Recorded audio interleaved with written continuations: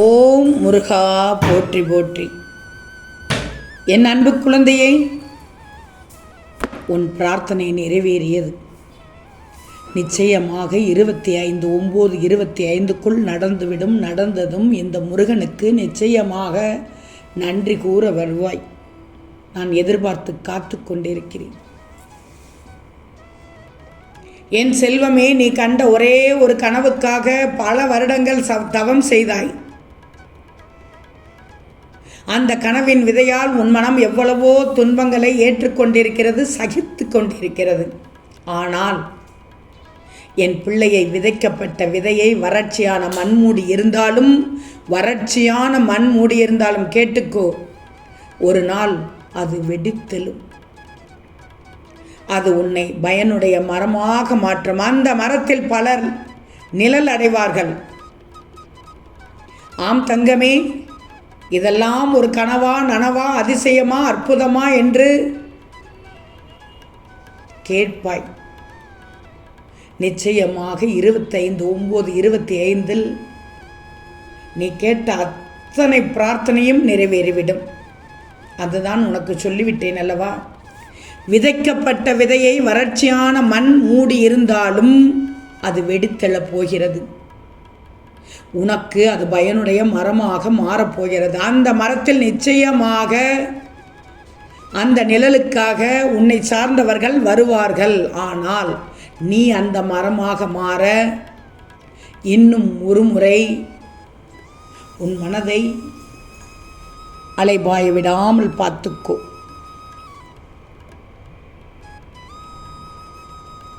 என் கையை, உன் தாயின் கையை பற்றுவது போல் பற்றிக்கொள். உன் தந்தையின் கரத்தை பற்றுவது போல் பற்றிக்கொள். நீ என் பாதங்களில் விழும்போது என் கரங்கள் உன்னை தூக்குகிறது. நிச்சயமாக தெரிந்து கொள்வாய், புரிந்து கொள்வாய், அறிந்து கொள்வாய், உணர்ந்து கொள்வாய். நீ பயந்தது தேவையில்லாத ஒன்று. இனி பயப்படக்கூடாது. என் அருள் மட்டும்தான் உனக்கு கிடைக்கப் போகிறது. ஏதோ ஒரு சிலவற்றை பார்த்து தவறாக புரிந்து கொண்டாய். என் அருள், இந்த முருகனின் அருள், இந்த முருகனின் ஆசீர்வாதம் சில நேரங்களில் தாமதமாக வருவது போல தெரிந்தாலும் அது பக்குவமான நேரத்தில் மட்டும் தரப்படும். என்னால் நீ கேட்ட ஒவ்வொரு பிரார்த்தனைக்கும் பதிலாக நான் நேரத்தை தயார் செய்து வைத்து விட்டேன். அதுதான் 25/9/25. எதிர்பார்த்து காத்தீர். இன்னும் எத்தனை நாட்கள் இருக்கிறது என்று எண்ணிக்கோ. நிச்சயமாக கிடைக்கும். அது வரும்போது அதை ஏற்க தயாராக இருக்கணும். நீ ஒரு சில மாதங்களுக்கு முன்பு, ஒரு சில காலத்திற்கு முன்பு, ஒரு சில வருடங்களுக்கு முன்பு உன் வாழ்க்கையின் பக்கங்களில் வெறுமைதான் பார்த்தாய். ஆனால் அந்த பெருமைதான் உனக்கு புதிய உரை எழுத இடம் அளித்து விட்டது. அந்த உரை ஒரு அற்புதமான கதையாக மாறப்போகிறது. அந்த கதையில் தலைவன் நீதான், நாயகன் நீதான், நம்பிக்கைக்குரியவன் நீதான்.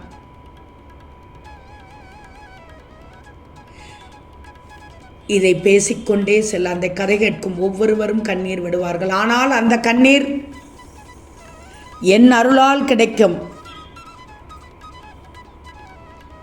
உன்னுள் இன்னும் தூண்டப்படாத பலம் ஒன்று இருக்கிறது. அதையும் தூண்டிவிட்டு விடுவேன். அதையும் தூண்டிவிட்டால் உன்னுடைய திறமை 8 திக்கும் பரவும். இது நாள் வரை அதை பயன்படுத்தவில்லை. இது அந்த சக்தியை நான் எழுப்பப் போகிறேன். அந்த திறமையை நான் வெளிக்கொண்டு வரப்போகிறேன் உன்னிடத்தில் இருந்து. உன் மனசுக்கு இப்போது ஒரு சின்ன ஓசை கேட்கும், சின்ன ஒளி கேட்கும்.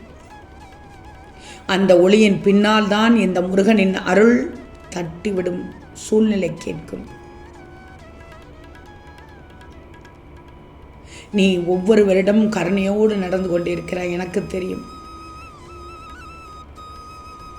அந்த கருணை பதிலுக்கு அவமதிப்பு தந்தது என்றும் எனக்கு தெரியும். அதை கூட என் சிரித்த முகத்தோடு ஏற்றுக்கொண்டாய். நான் ஏன்னா உன் முருகன் அடிக்கடி சொல்வது சிரித்த முகத்தோடு இருக்க வேண்டும் என்று. கோபம் வந்தாலும் சிரித்து விடு.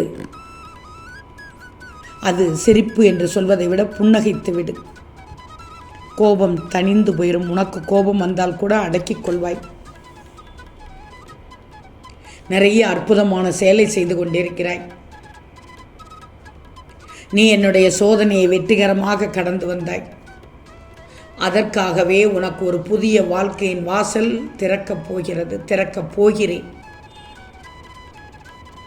அந்த வாசல் வழியே நீ எடுத்து வைக்கும் ஒவ்வொரு அடியும் என் அருளோடு செல்லப் போகிறாய். என் ஆசீர்வாதத்தோடு அந்த வாழ்க்கை பாதையில் பயணத்தில் செல்லப் போகிறாய். வேறு எந்த நிழலும் உன்னை தொடர முடியாது, நிச்சயமாக தொடர முடியாது. ஏன்னா என் ஒளி உன் பின்னால் ஒவ்வொரு நொடியும் நிற்கிறது.